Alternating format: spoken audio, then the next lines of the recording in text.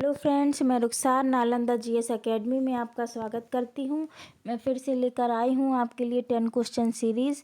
अगर आप इसी तरह हमारे वीडियोस देखना चाहते हैं तो सब्सक्राइब करें हमारे चैनल को और अपडेट्स पाने के लिए बेल आइकन को प्रेस करें।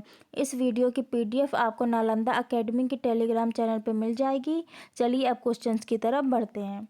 फ्रेंड्स, हमारा फर्स्ट क्वेश्चन है, राष्ट्रीय बाघ संरक्षण प्राधिकरण के किस राज्य के गुरु घासीदास राष्ट्रीय उद्यान और तमोर पिंगला वन्य जीव अभयारण्य को एक नया टाइगर रिजर्व घोषित कर दिया है? आपके ऑप्शन हैं ए छत्तीसगढ़, बी पंजाब, सी गुजरात, डी महाराष्ट्र। फ्रेंड्स, हमारा राइट ऑप्शन है ए छत्तीसगढ़। छत्तीसगढ़ राज्य के गुरु घासीदास राष्ट्रीय उद्यान और तमोर पिंगला वन्य जीव अभयारण्य को हाल ही में राष्ट्रीय बाघ संरक्षण प्राधिकरण ने एक नया टाइगर रिजर्व घोषित कर दिया है। चलिए फ्रेंड्स, अब आगे बढ़ते हैं अपने नेक्स्ट क्वेश्चन की तरफ। नेक्स्ट क्वेश्चन है सेकंड नंबर हमारा, विश्व स्वास्थ्य संगठन के प्रमुख टेड्रोस घेब्रेयेसस का कार्यकाल कितने वर्ष के लिए बढ़ा दिया गया है? फ्रेंड्स, आपके ऑप्शन हैं ए 2 वर्ष, बी 3 वर्ष, सी 4 वर्ष, डी 5 वर्ष। फ्रेंड्स, हमारा राइट ऑप्शन है डी 5 वर्ष। विश्व स्वास्थ्य संगठन के प्रमुख टेड्रोस घेब्रेयेसस का कार्यकाल हाल ही में 5 वर्ष के लिए बढ़ा दिया गया है। वे इस संगठन का नेतृत्व करने वाले एकमात्र उम्मीदवार हैं। वे वर्ष 2017 में WHO नेतृत्व के लिए चुने गए टेड्रोस एडनॉम घेब्रेयेसस का 5 साल का जनादेश आगामी अगस्त माह में समाप्त होना था। चलिए दोस्तों, अब आगे बढ़ते हैं। क्वेश्चन नंबर थर्ड है हमारा, निम्न में से हाल ही में पावर फाइनेंस कॉरपोरेशन लिमिटेड का नया निदेशक किसे नियुक्त किया गया है?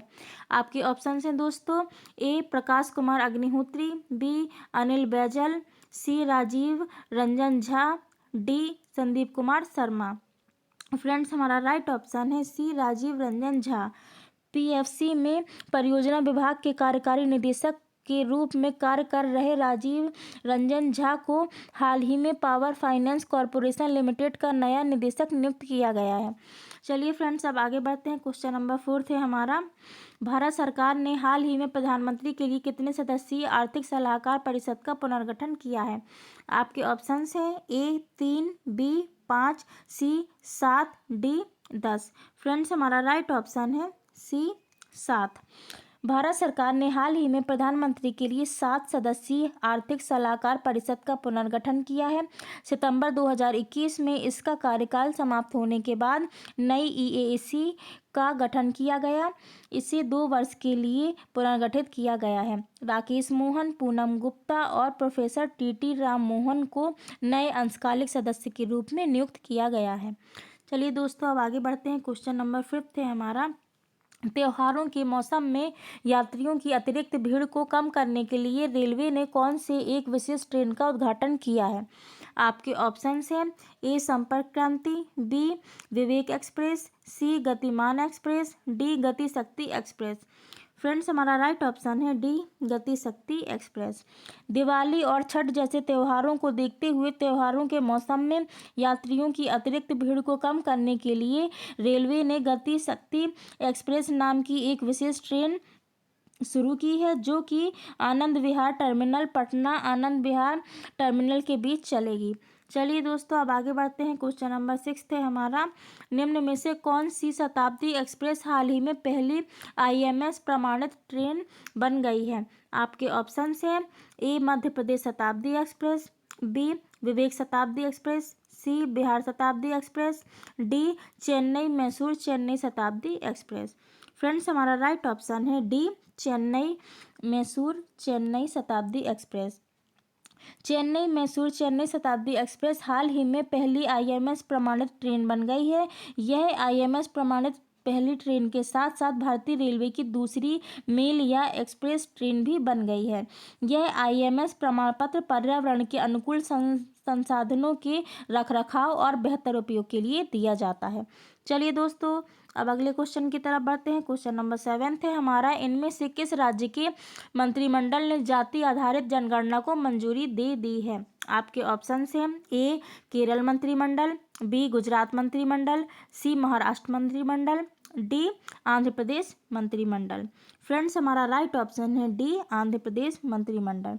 आंध्र प्रदेश मंत्रिमंडल ने हाल ही में 2021 की राष्ट्रीय जनगणना में ओबीसी का उल्लेख करने के लिए केंद्र से जाति आधारित जनगणना करने का अनुरोध करने का फैसला लिया है, जबकि साथ ही 8 अक्टूबर को तेलंगाना सरकार ने भी राज्य विधानसभा में इसी तरह का एक प्रस्ताव पारित किया था। चलिए दोस्तों, अब अगले क्वेश्चन की तरफ जंप करते हैं। क्वेश्चन नंबर 8 है हमारा, भारतीय नौसेना के स्टेल्थ फ्रिगेट सुशील को हाल ही में किस देश के यंत्र शिपयार्ड में लॉन्च किया गया है? आपके ऑप्शंस हैं ए जापान, बी रूस, C America, D Bharat. Friends हमारा राइट ऑप्शन है रूस। भारतीय नौसेना के स्टेल्थ फ्रिगेट सुशील को हाल ही में रूस के कलिनिनग्राद में यंत्र शिपयार्ड में लॉन्च किया गया है। भारत सरकार और रूस ने 4 अतिरिक्त P1135.6 श्रेणी के जहाज़ों के निर्माण के लिए अक्टूबर 2016 में एक समझौते पर हस्ताक्षर किए थे। चलिए फ्रेंड्स अब आगे बढ़ते हैं अपने नेक्स्ट क्वेश्चन की तरफ। क्वेश्चन नंबर 9 है हमारा, हाल ही में खबरों में रहा हियो हुआंग ओके मेमोरियल पार्क किस देश में स्थित है? आपके ऑप्शन हैं दोस्तों, ए भारत, बी नेपाल, सी चीन, डी भूटान। फ्रेंड्स हमारा राइट ऑप्शन है ए भारत। अयोध्या में सरयू के तट पर स्थित इस पार्क को पहले रामकथा पार्क के नाम से जाना जाता था, जिसका जीर्णोद्धार किया जा रहा है। 4 नवंबर को इसका उद्घाटन होने के बाद इसे क्वीन हियो हुआंग ओके मेमोरियल पार्क के रूप में जाना जाएगा। इसका नाम एक कोरियाई रानी के नाम पर रखा गया है। रानी हियो हुआंग ओके एक कोरियाई रानी थी, जिसके बारे में माना जाता है कि उनका जन्म अयोध्या की राजकुमारी सूरीरत्ना के रूप में राजा पद्मसेन और इंदुमती के यहाँ हुआ था। पद्मसेन ने कौशल राज्य पर शासन किया, एक ऐसा क्षेत्र जो वर्तमान उत्तर प्रदेश से लेकर उड़ीसा तक फैला हुआ था। चलिए दोस्तों, अब अगले क्वेश्चन की तरफ बढ़ते हैं, हमारे आखिरी क्वेश्चन की तरफ। क्वेश्चन नंबर 10 है हमारा, हाल ही में किस देश ने वेल्थ टैक्स का प्रस्ताव रखा है?